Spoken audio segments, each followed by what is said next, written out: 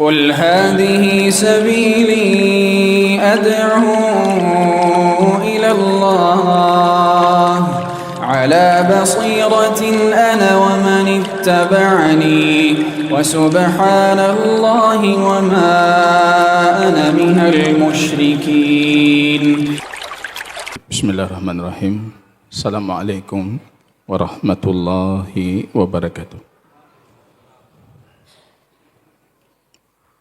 الحمد لله رب العالمين والعاقبة للمتقين فلا عدوان إلا على الظالمين. أشهد أن لا إله إلا الله وحده ربي لا شريك له وأشهد أن محمدا عبده ورسوله صفيه من خلقه وخليله. عباد الله، أوصيكم وإياكم وإياي بتقوى الله عز وجل، حيث يقول ربنا جل شأنه في محكم تنزيله: يا أيها الذين آمنوا اتقوا الله حق تقاته ولا tamutunna illa wa antum muslimun.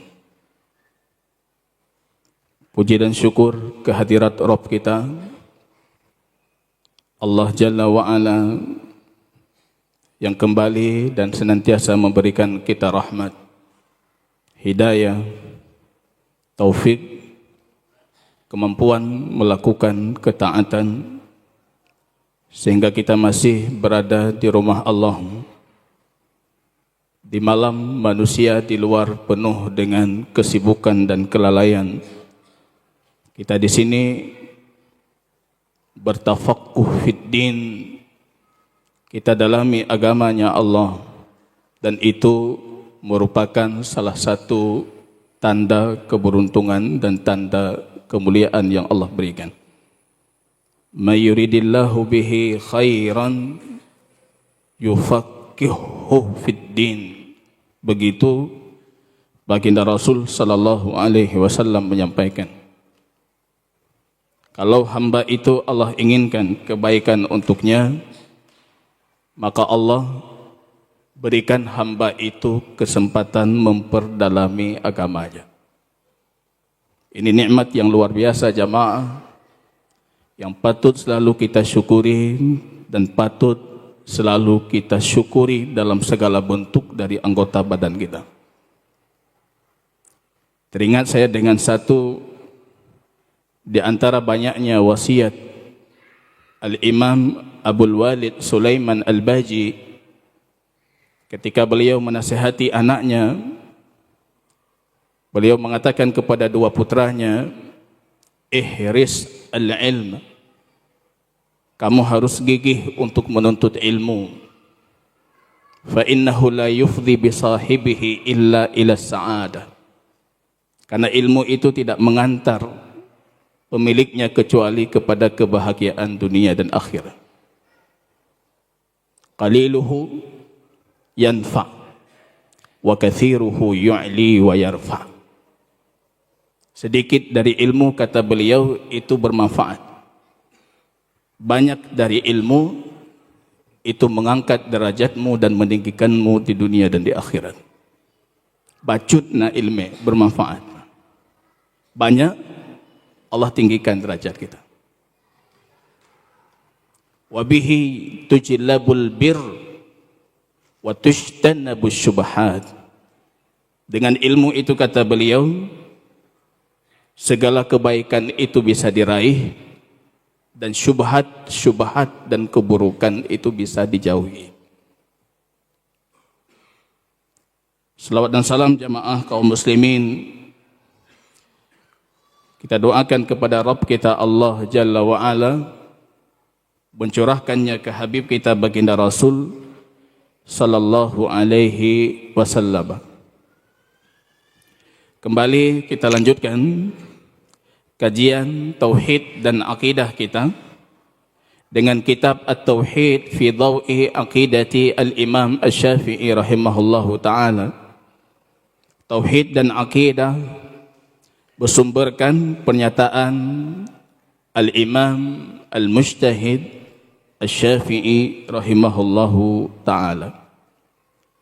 Pembahasan terakhir yang kita kaji jamaah kaum muslimin, dan itu yang kami janjikan jamaah di pertemuan sebelumnya ketika membicarakan hadis baginda Rasul sallallahu alaihi wasallam, hadis Khalid ibnu Zaid yang turun hujan di malam hari dan paginya baginda Rasul menyampaikan wahyu Allah tadi malam ketika hujan itu turun. Asbaha min ibadi kafirun bi wa mu'min. Ada hambaku, kata Allah, tadi malam ketika turun hujan itu ada yang menjadi mukmin beriman dan ada yang menjadi kafir. Dan di situ baginda Rasul menjelaskan bagaimana seorang hamba ketika turun hujan tiba-tiba dia jadi sosok yang kafir. Ammal kafir, kata Rasul, yang kafir itu ketika turun hujan dia mengatakan mutirna binau'i kadza, kami diturunkan hujan bi nau'i kadza, karena posisi bintang di posisi itu. Kemarin kita jelaskan bi al-ba, huruf ba, satu huruf itu saja. Kalau dalam bahasa Arab bisa jadi zaidah, huruf tambahan yang tidak berarti tapi penekanan. Bisa jadi ghairu zaidah, memiliki 13 arti dalam bahasa Arab. Jadi tidak serta-merta kita menghukumi orang yang mengatakan mutirna binau'i kadza kafir. Tapi ditanyakan dulu, apa maksudmu hujan itu turun karena posisi bintang itu? Kalau dia mengatakan al-ba, di sini maknanya bintang itu yang menurunkan hujan. Dia sebagai musabbib yang menjadikan hujan itu turun. Dan dia tidak peduli adanya kekuatan Rabb Allah yang menurunkan hujan. Ini syirik besar. Dan ini akidahnya kaum Sabaiyah di zaman Nabiullah Ibrahim diutus. Mereka beriman dengan benda langit dan mereka menjadikan benda langit itu sebagai penyebab apapun yang terjadi di muka bumi. Saya rasa Muslim tidak mungkin mengatakan kalimat seperti itu dengan maksud yang seperti itu. Orang Arab ketika mengatakan mutirna binau'i kadza, ba bagi mereka itu babu ta'lil, sebab. Hujan itu turun sebab posisi bintang di rasi ini atau di posisi ini. Ini syirik kecil. Karena menjadikan yang bukan sebab sebagai sebab. Ini yang saya janjikan di pertemuan sebelumnya untuk kita kupas hukum sebab musabbab dalam tinjauan akidah dan tauhid. Ini mohon dipahami betul-betul, disimak sehingga tidak ada kekeliruan dalam pemahaman dan bisa Anda menghukumi apapun bentuk sebab musabbab yang diyakini oleh umat manusia di luar sana atau kaum muslimin secara khusus. Akidah Islam jamaah kaum muslimin, kita hanya meyakini sebab itu dari Allah. Ini poin yang harus clear dulu, selesai dulu. Sebab itu Allah yang tentukan itu sebab. Kalau Allah tidak menghendaki itu dijadikan sebagai sebab, maka bukan sebab yang dibolehkan. Ini poinnya harus kita selesaikan dulu di tahap teori pertama. La sababa illa ma ja'alallahu lahu sababa. Tidak ada sebab yang dibolehkan diambil sebagai sebab kecuali Allah jadikan itu sebab. Itu makna dari Allah As-Samad. Kita gantung sama Allah. Keterkaitan kita, hubungan kita itu Allah. Kalau Allah kehendaki itu sebab, maka kita meyakini itu sebab syar'i dibolehkan. Kalau Allah tidak kehendaki itu sebab, maka itu bukan sebab. Jadi kita lihat hukumnya apa, syirik kecil, syirik besar, atau seperti apa. Kalau Allah kehendaki, ini semua umat beriman percaya ini. Yang sebab saja kalau Allah kehendaki, Allah jadikan tidak sebab. Atau sebabnya tidak efektif. Karena itu kembali ke iradah dan kudrahnya Allah. 69 Al-Anbiya Allah mengatakan apa? Ya naru kuni bardan wa salaman ala Ibrahim. Wahai api, kuni barda, jadilah dingin dan keselamatan. Api itu sebab untuk membakar. Yang peti aja coba Pak. Api membakar. Tapi kalau Allah kehendaki api yang membakar itu tidak membakar. Kuni bardan wa salaman ala Ibrahim. Jadi dingin. Ini akidah kita. Kalau sebab Allah tidak kehendaki itu sebab, maka itu tidak jadi sebab.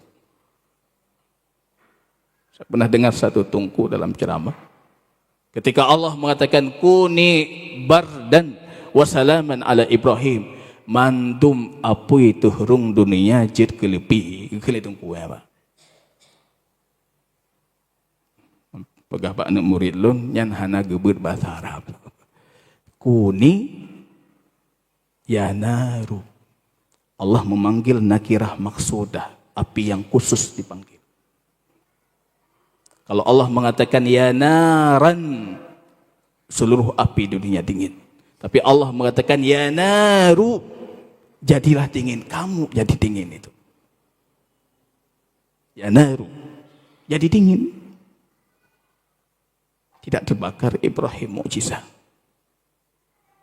Di zaman tabi'in ada juga itu yang tidak terbakar. Yang kita imani dalam riwayat yang sahih Abu Muslim Al-Khawlani, karamah. Dibakar oleh Al-Aswad Al-Ansi, nabi palsu di negeri Yaman. Bara api yang membara dimasukkan beliau, tidak terbakar. Karamah. Kita imani itu. Pergi beliau ke Madinah, masuk masjid Nabi SAW. Umar punya firasat kalau orang yang masuk masjid itu yang selama ini beliau dengar tidak terbakar dengan api itu. Datang Umar bertanya, "A'antahu? Apakah kamu orangnya?" Abu Muslim dengan tawadhu'nya tidak mengakuinya, mengatakan Abdullah ibnu Sab. Itu Abdullah ibnu Sab. Abdullah anak bajai kalau bahasa kita. Unsyidukallah a'antahu? Aku mempersaksikanmu kepada Allah, apakah kamu orangnya? Baru beliau mengatakan, "Na'am ya Amirul Mukminin, aku orangnya." Dipeluk menangis Umar ibn Khattab, itu karamah, Bang. Api membakar, itu sejatinya seperti itu. Tapi kalau Allah kehendaki, tidak membakar.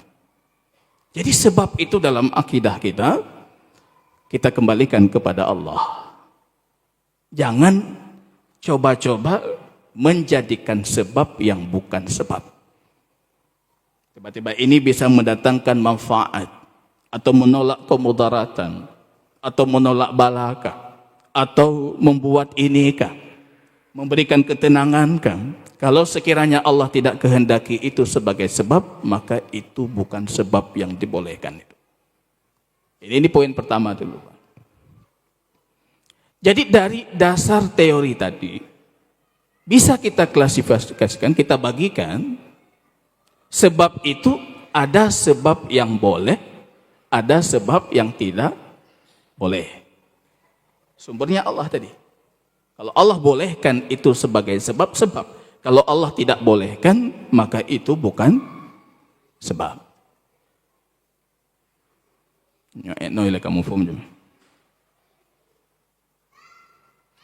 Ada yang Allah jadikan itu sebab.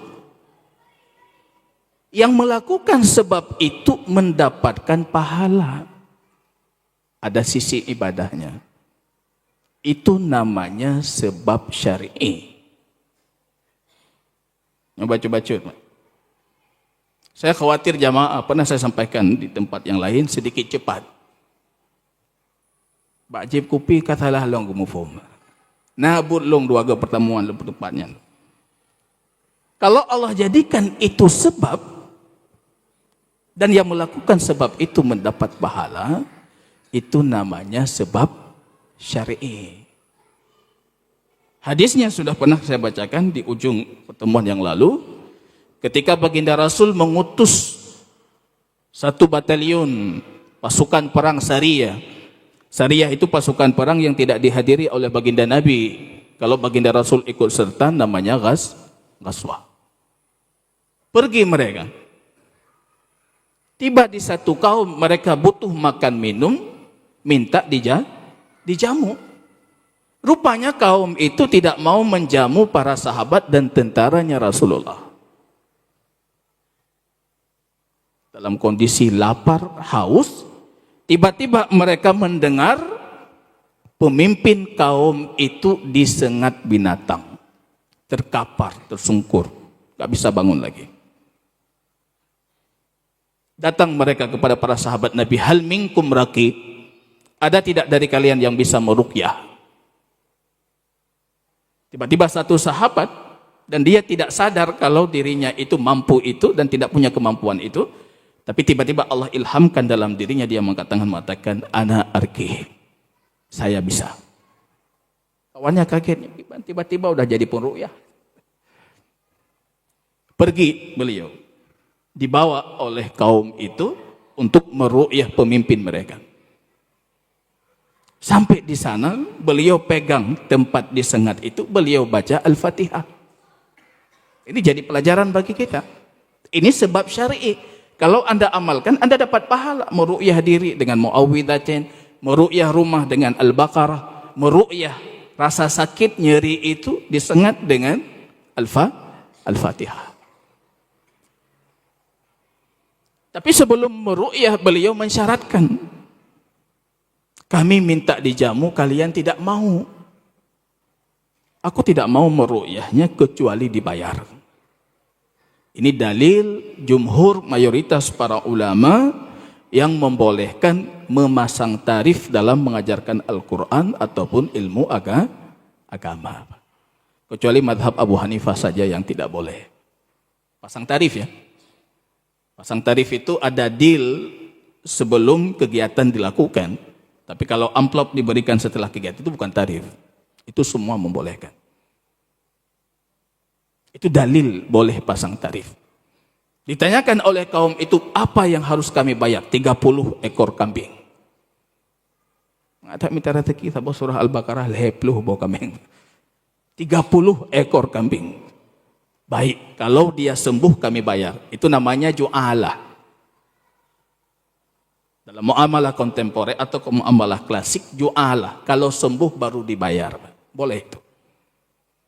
Rupanya dipegang, dibaca Al-Fatihah, sembuh. Bawa pulang dia kepada kaumnya, para sahabat yang lain. Para sahabat yang lain tidak mau memakannya, padahal kondisi mereka lapar. Kita bukan ahli ru'yah. Bagaimana kita mengambil imbalan terhadap Al-Quran. Itu baju.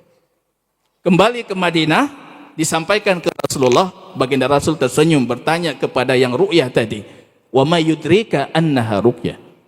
Siapa yang membuat kamu mengetahui kalau itu ru'yah? Dia mengatakan, saya tidak tahu, tiba-tiba saya dapati dalam diriku seolah-olah aku mampu itu. Rasul mengatakan, jangan kalian bagi kecuali aku punya bagian dari 30 ekor itu. Long beruhdin.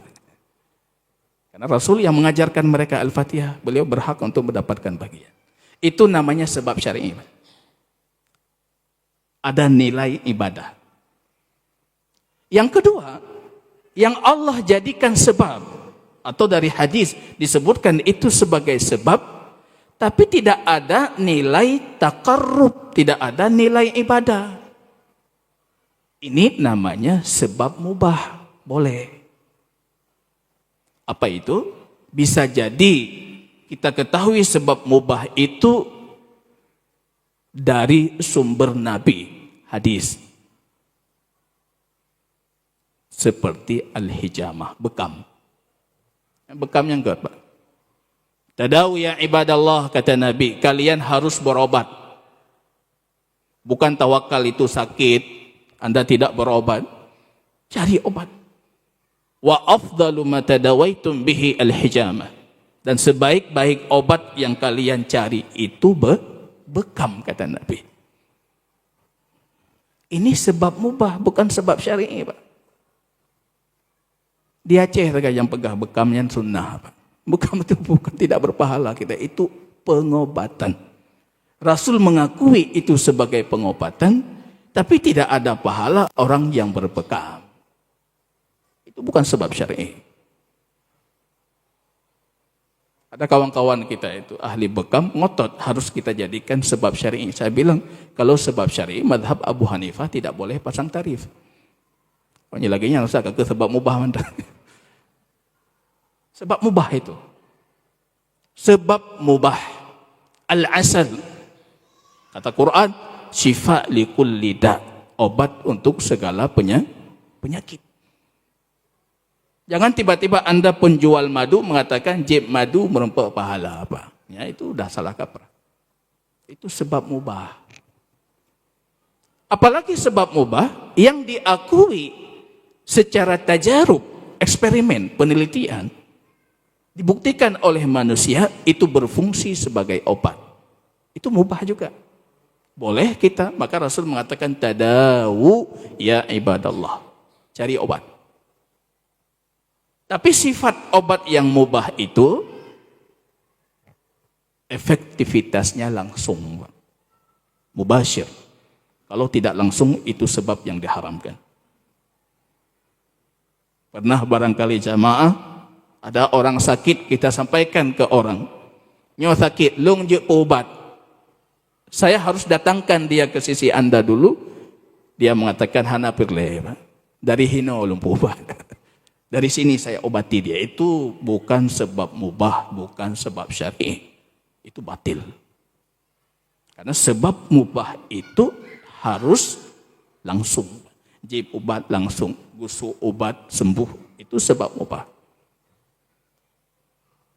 Dari dua penjabaran ini, saya rasa kita sudah memahami apa sebab yang dibolehkan. Yang Allah tidak menjadikan itu sebab, maka menjadikan itu sebab syirik. Ini belum kita kupas syirik kecil atau syirik besar. Ketika orang Arab mengatakan mutirna binau'i kadza, hujan ini turun karena sebab bintang itu. Allah jadikan bintang itu sebagai sebab turun hujan ataupun tidak? Tidak. Kalau tidak, menjadikan yang bukan sebab sebagai sebab, walaupun meyakini Allah itu sebagai musabbib, penyebabnya, maka itu adalah syirik kecil. Bukan syirik besar, Pak. Itu syirik kecil. Bukan syirik besar. Kalau dia mengakui Allah itu sebagai yang menjadikan itu sebab. Itu bukan syirik besar. Nanti termasuk hukum tepung tawari atau apa namanya bahasa Aceh, ibu siju dan lain sebagainya. Itu sebab syar'i tidak. Kalau tidak sebab syar'i, Anda meyakini Allah menjadikan itu sebab ataupun tidak. Syirik kecil. Jangan anggap remeh syirik kecil. Syirik kecil itu tidak diampuni juga jemaah. Syirik kecil itu muwa'adun bin nar, diancam dengan api neraka. Syirik kecil itu punya level dengan level dosa besar. Bukan perkara yang kita sepelekan. Besar juga itu bagi kita. Walaupun tidak mengeluarkan orangnya dari agama. Tapi kalau ta'alluqnya, keterikatannya dengan sebab yang tidak syar'i itu melebihi keterikatan dengan Allah, itu sudah jadi syirik besar. Ada yang menjadikan kuburan sebagai sebab manfaat atau menolak kemudaratan. Ta'alluqnya dengan itu jauh lebih besar dibandingkan Allah. Tapi ya dengan Allah hana ya. Tapi yang kuburan enggak ya. Itu syirik takut dan itu mengeluarkan pelakunya dari agama. Itu bahaya itu. Maka jangan jadikan yang bukan sebab itu sebagai sebab. Maka ini kita kembali jamaah kaum muslimin, kalau sekiranya sebabnya syar'i, kita bergantung dengan sebab itu. Dan kita tidak lupa Allah itu yang menjadikan itu sebab dan Rasul mengizinkan kita menjadikan itu sebab. Itu sah-sah saja. Ada yang berobat, pergi ke dokter, berusaha berikhtiar. Memang seperti itu petunjuk dari baginda Rasul. Tawakal kita bentuk keimanan kita kepada Allah. Ikhtiar kita mencari obat itu bentuk keimanan kita terhadap Rasulullah. Rasulullah berikhtiar, Pak, pergi mencari obat. Walaupun di penghujung hayatnya ketika menjelang wafatnya baginda Rasul, beliau memang tidak menyukai obat yang disuguhi oleh para istrinya karena rasanya pahit. Itu tabi'i, alami, natural bagi baginda Rasul, tidak suka obat pahit, bertanya mana galak. Rasul enggak suka itu. Tapi dipaksa oleh keluarganya. Para istrinya marah baginda. Itu menjelang akhir hayatnya baginda Rasul. Tapi secara hukum itu sah-sah saja. Anda mencari pengobatan. Jadi jamaah kaum muslimin, ini kita selesaikan pembahasan contoh dari syirik ini, yaitu istisqa bil anwa'i wan nujumi, menjadikan turunnya hujan dan mengaitkan turunnya hujan dengan posisi benda langit dan bintang-bintang atau bulan-bulan. Kalau kita menjadikan itu sebab, padahal itu bukan sebab yang Allah tetapkan dalam syariat, dan kita meyakini yang menjadikan menurunkan hujan itu Allah al-musabbib, berarti hukumnya masih sebatas syirik kecil, bukan syirik besar. Tapi kalau ketergantungannya kepada bintang dan benda-benda langit itu melebihi ketergantungannya kepada Allah, di situ berubah menjadi syirik besar. Anda bisa menurunkan dari teori ini semua yang orang jadikan sebab di luar. Kata kalian punya, ini dalilnya ada tidak? Tidak ada dalil, berarti tidak syar'i. Tinggal kita hukumi bagaimana ketergantungannya dia dengan benda ataupun sesuatu hal tersebut. Maka di sini hadis Ibnu Abbas qal mutiran nasu ala ahdin Nabi sallallahu alaihi wasallam, ketika orang-orang di zaman baginda Nabi sallallahu alaihi wasallam diturunkan hujan, faqal asbaha minan nasi syakirun wa minhum kafir. Pagi ini ada manusia yang bersyukur. Kalau riwayat yang kemarin kita bacakan mukmin. Riwayat ini syukur. Wa minhum kafir. Maka ini yang mendorong mayoritas para ulama mengatakan ini syirik kecil. Karena diibaratkan dengan lawan kata syakir. Berarti kufur ini kufur nikmat, bukan kufur kepada Rabb. Qalu hadhihi rahmatullah. Yang mengatakan ini rahmat Allah. Ini Anda jangan fokus di turun hujannya. Fokus di semua nikmat yang kita dapatkan setiap hari. Anda hari ini dapat gaji, kemarin dapat sesuatu, Anda dapat rezeki baru, Ketika Anda dapat itu, ada tidak Anda katakan hadza min fadli rabbi wa rahmatih? Itu bentuk iktiraf dan ikrar, sekurangnya dalam hati. Atau alhamdulillah. Yang sering kahana, Pak. Asal kana ta cilok julangki, Pak. Karena kita mau langki TKB. Alhamdulillah. Katakan ini sebagai bentuk syukur, tanda keimanan, hadhihi rahmatullah atau hadza min fadli rabbi wa rahmatih. Wa qala ba'dhum laqad sadaqa nau'u kadza. Tapi ada juga yang mengatakan, dalam hadis ini disebutkan, sungguh sudah jujur rasi bintang itu karena dia mampu menurunkan hujan. Qal fa nazalat hadhil ayah, maka turun ayat ini, fala uqsimu bimawaqi'in nujum. Aku bersumpah dengan posisi-posisi bintang. Allah bersumpah dengan posisi bintang, itu besar. Itu rahmat Allah. Bintang-bintang yang ada di langit, menghiasi langit, yang kita sebutkan di pertemuan yang lalu ada 3 fungsi disebutkan dalam Al-Quran, sebagai pelontar untuk mereka syaitan-syaitan dan jin yang mencuri kabar langit, sebagai para api nantinya di hari kiamat,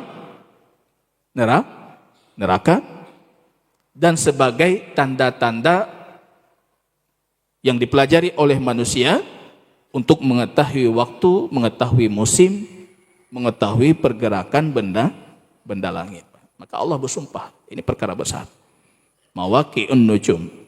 Hatta balagh, hingga ayat wa taj'aluna rizqakum annakum tukadzibun. Kalian menjadikan rizki kalian tapi kalian mendustainya. Dapat rizki bukan syukur, tapi dapat rizki tambah dusta ketika nikmat itu tidak kita nisbatkan kepada Rabb kita. Manusia modern kadangkala menisbatkan nikmat itu dan menyematkannya kepada kecerdasan intelektualnya, kepada kesungguhan usahanya. Nyo berkat usaha lun. Ini berkat kerja kerasku. Ini karena ilmuku, seperti yang dikatakan oleh Qarun. Wa ma utituhu illa min ilmin indi, yang diberikan kepadaku itu hanya dari ilmu yang aku miliki, Pak. Qarun, Pak. Nikmat Allah kita nisbatkan kepada selain Allah, itu awal kehancuran. Nikmat Allah kita sematkan kepada Allah, itu awal dari kebaikan, Pak. Maka jangan lupa itu, hadza min fadli rabbi, hadza min rahmati rabbi. Ini rahmat dan kasih sayang Tuhanku. Qala al-Imam Asy-Syafi'i rahimahullah, beliau berkata, man qala mutirna bi fadlillahi wa rahmatih. Barang siapa yang mengatakan kami diturunkan hujan karena rahmat Allah dan kemuliaan, kemurahan Allah tabaraka wa ta'ala, fadzalika imanu billah, itu adalah iman kepada Allah. Hari ini dalam satu hari 5 kali turun hujan. Pernah tidak terucap dari mulut kita satu kalimat itu? Itu tanda iman, kata beliau. Li'annahu ya'lamu annahu la yumtir wa la yu'ti illa Allah azza wa jalla. Karena dia sadar dan mengetahui tidak ada yang menurunkan hujan, tidak ada yang memberikan sesuatu kecuali hanya Allah semata. Wa amma man qala mutirna bi nau'i kadza, akan tapi orang yang mengatakan kami diturunkan hujan karena rasi bintang ini, wa kadza ala man kana ba'du ahli syirk ya'nuna min idhafatil matar ila annahu amtarahu nau'u kadza fadzalika kufrun. Seperti yang dilakukan oleh para ahli syirik dengan mensematkan turunnya hujan itu kepada rasi bintang, maka itu adalah kekufuran. Kufur. Jumhur para ulama sebagaimana kita jelaskan, mereka menganggap ini kufur kecil. Jadi kufur, nifak, fasik, bid'ah, syirik, itu semua terminologi yang bisa dibawa ke makna besar dan bisa juga dibawa ke makna kecil. Ada syirik kecil, syirik besar, kufur kecil, kufur besar, fasik besar, fasik kecil, bid'ah besar, bid'ah kecil, nifak, munafik besar, munafik kecil. Yang besar itu mengeluarkan pelakunya dari agama. Beliau mengatakan kama qala Rasul sallallahu alaihi wasallam li'anna an-naw waqtun. Rasi bintang itu kata beliau waktu, itu makhluk Allah. Wal waktu makhlukun lam yamliku li nafsihi wala li ghairihi syai'an. Waktu itu makhluk Allah, dia tidak memiliki daya untuk dirinya, apalagi untuk selainnya. Makhluk enggak ada daya itu. Wala yumtir wala yasna'u syai'a, dia tidak bisa menurunkan hujan dan tidak bisa membuat sesuatu apapun. Barakallahu fikum. Barangkali ini kajian kita malam ini, mudah-mudahan bisa dipahami bagaimana cara memahami konsep sebab musabab berdasarkan akidah dan tauhid yang lurus. Subhanakallahumma bihamdika asyhadu an la ilaha illa anta astaghfiruka wa atubu ilaik. Assalamualaikum warahmatullahi wabarakatuh.